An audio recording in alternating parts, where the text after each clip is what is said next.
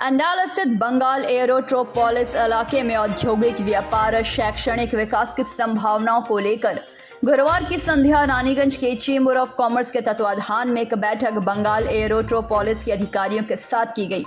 इस बैठक में बंगाल एयरोट्रोपोलिस के उपाध्यक्ष सुमन राय, काजी नजरुल एयरपोर्ट के निदेशक कैलाश मंडल, बिजनेस डेवलपमेंट अधिकारी Pranab Havaldar, senior manager business development Saurabh Mukherjee के अलावा जामुड़िया अंचल के उद्योगपति रोहित अग्रवाल एवं रानीगंज के उद्योगपति प्रदीप शराफ मुख्य रूप से उपस्थित थे। कार्यक्रम के दौरान रानीगंज चेंबर ऑफ कॉमर्स के चेयरमैन प्रदीप बाजोड़िया ने कई बातें कहीं। वहीं काजी नजरुल एयरपोर्ट के निदेशक कैलाश मंडल ने बताया कि जिस प्रकार हैदराबाद का एयरपोर्ट काफ़ी कम समय में काफ़ी अधिक विकसित हुआ है, ठीक उसी तरह की संभावना अंडाल स्थित काजी नजरुल एयरपोर्ट की है एवं उन्होंने और भी कई बातें कहीं। वहीं बिजनेस डेवलपमेंट अधिकारी प्रणव हवलदार ने बताया कि फिलहाल 40 एकड़ ज़मीन हमारे पास मौजूद है, जिसमें 20 एकड़ ज़मीन MSME के लिए एवं 20 एकड़ ज़मीन इंडस्ट्रियलिस्ट के लिए लोग खरीद पाएंगे। शैक्षणिक संस्थान के लिए भी ज़मीन उपलब्ध है। उन्होंने कहा कि MSME के लिए कम से कम 14 कट्ठा ज़मीन खरीदना होगा। इस अवसर पर रानीगंज चेंबर ऑफ कॉमर्स के अध्यक्ष अरुण भारतीय, सचिव मनोज केसरी, कार्यकारी अध्यक्ष रोहित खैतान मंच पर उपस्थित थे। मैं एक छोटी सी एग्जाम्पल देना चाहूँगा हैदराबाद इंटरनेशनल एयरपोर्ट की, क्योंकि मेरा जर्नी वहाँ से भी शुरू हुआ था। शमशाबाद एयरपोर्ट ग्रीनफील्ड एयरपोर्ट थी, जिसकी कैपेसिटी 5 to 15 मिलियन थी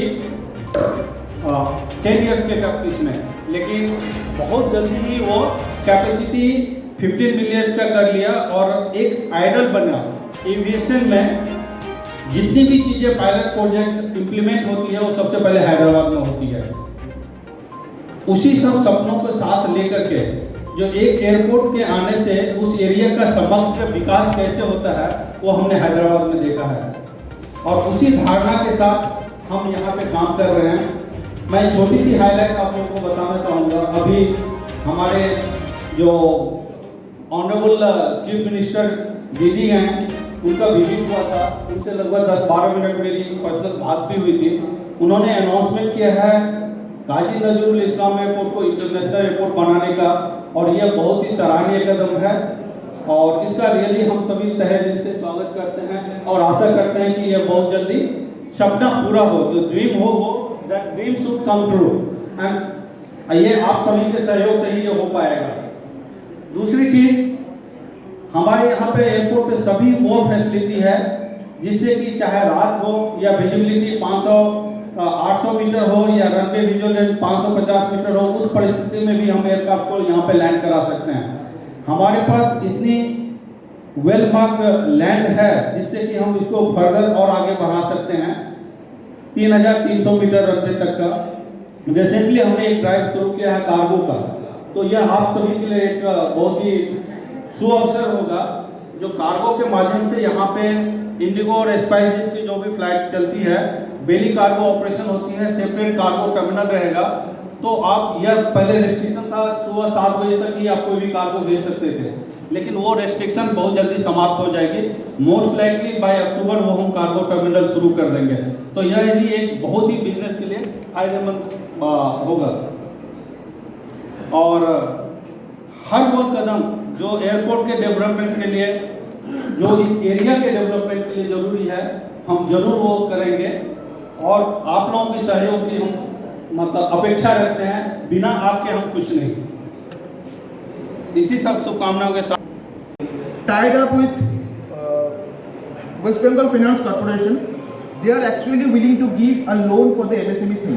So this will be added advantage to them, those who are small scale in a small scale sector. And apart from that, rate of the large scale sector, yes, our rate is something like 1 crore 50 lakhs right now. It was earlier 85 last rate we have in the last year in fact. But for this session, for today's thing, after hearing Mr. Khaitan ji and Bajoria ji, yes, we are inviting business and मेरे बारे में हम तो कुछ बोल नहीं पाएंगे because Rohit ji already सब कुछ बोल दिया बंगाल एयरपोर्ट के बारे में। तो हम और हम लोगों ने, चाहे आपके कुरान नैयर साहब हो, आज जो भी ऑफिसर रहे हो, 2008, 2010 से लेकर रानीगंज चैम्बर ऑफ कॉमर्स अपनी भूमिका बहुत अग्रणी रूप से निभाते रहा है और हम लोग बीपीएल को आगे बढ़ाते रहे हैं। हम लोग बीपीएल एक मिसाल के तौर पर इंडिया में एक ऐसा एयरपोर्ट, एक ऐसा टाउनशिप, एक ऐसा इंडस्ट्रियल हब बने जो एक मिसाल बने इस इलाके में, पश्चिम बंगाल में, पूरे भारतवर्ष में। आप डेवलपमेंट का काम करते रहिए, हम लोग आपके साथ हैं और जो भी हम लोग से मदद पड़ेगा हम लोग करेंगे। एक तो छोटी बहुत समस्या है, आप एक एयरपोर्ट डेवलपमेंट कमेटी बनाने का हम लोग आपको सुझाव देते हैं। उसमें रानीगंज चेंबर ऑफ कॉमर्स, उपड़ा चेंबर ऑफ कॉमर्स, जो संलग्न चेंबर है, उनकी कमेटी में आप एक दो हमारे रिप्रेजेंटेटिव रखिए, जिससे डेवलपमेंट हर साल तो हर समय मीटिंग नहीं कर सकते हैं, आप अपनी मंथली या क्वार्टरली मीटिंग बुलाइए, उसमें हम लोग के दो रिप्रेजेंटेटिव रखिए। हम लोग आपके डेवलपमेंट की ही बात करेंगे, वहाँ की और क्या डेवलप कर सकते हैं। और इंडस्ट्री जो आप लगा रहे हैं उसमें 2-3 बात है, खुद सहूलियत से वह इंडस्ट्री लगे। जिन्होंने भी जमीन ले ली है उनको इंडस्ट्री लगाने में कोई रकम की बाउंड्री वॉल करने में, कनेक्शन लेने में कोई दिक्कत नहीं है, उसका पूर्ण ध्यान रखें। लोकल प्रॉब्लम जो भी है वो आपके हाथ से जमीन लिया उन्होंने, तो उनको क्या प्रॉब्लम आ रही है उसका आपको तो ध्यान रखना चाहिए। और रेट भी इतने एक संग मत बढ़ाइए कि जो आपने अभी 30 कट्ठा का प्लॉट बनाएंगे आप लोग, तो छोटे हमारे इंटरप्रेनर हैं, जो छोटे छोटे इंटरप्रेनर हैं, जो 10 कट्ठा में, 20 कट्ठा में, 30 कट्ठा में, 40 कट्ठा में जमीन लगाएंगे, वहां पर आपका एक ग्रीन हब बनेगा, लोग ग्रीन कैटेगरी यूनिट लगाएंगे, तो उनको जो छोटे जो 30 कट्ठा से कम जमीन ले रहे हैं उनको एक आप रेट, आप उचित रेट करिए जिससे वो इंडस्ट्री लगा सके और उस इलाके का एक्चुअल विकास हो। 10 एकड़ 20 एकड़ लगाने वाली इंडस्ट्री को कोई दिक्कत नहीं है। आप जो छोटे प्लॉट बनाए उसमें छोटे लोगों को आप एक उचित दर पर और इंस्टॉलमेंट में, ऐसा नहीं है कि आप एक प्लॉट। इंडस्ट्री आज के दिन देखिए फैसिलिटी चाहती है, सुगमता चाहती है, परेशानियां तो इंडस्ट्रीज के पास बहुत है, हर स्टेज पे झेलती है, तो आप उस पूरे व्यवस्था को कितना सुगम कर सकते हैं वह बहुत उचित रहेगा। कोई इंडस्ट्री वाला अगर प्लॉट ले रहा है तो वो वहाँ क्या क्या लगा सकता है और क्या नहीं लगा सकता, और एक एक चीज के लिए उसको कहाँ से कांटेक्ट करना पड़ेगा, who is the contact person. अगर उसका एक खाका तैयार होके, if that is distributed among the chambers और the industrialist who are taking the plot there, it will make their job convenient. अगर वहाँ की ग्रोथ होती है तो वह अपने आप, आपकी भी ग्रोथ है, तो आप वहाँ जो इंडस्ट्रीज आ रही हैं, जो गोडाउन्स आ रहे हैं, जो प्राइवेट एंटरप्रेन्योर्स आ रहे हैं, उनकी हैंड होल्डिंग करते हुए उनकी सारी समस्याओं को अगर आप भी एक चैनल के बीच में, उनके और सरकार के बीच में एक्ट कर सकें, तो सर आपका काम जमीन बेचने के बाद खत्म नहीं होता है। मेरे हिसाब से आपका दायित्व वहां से शुरू होता है।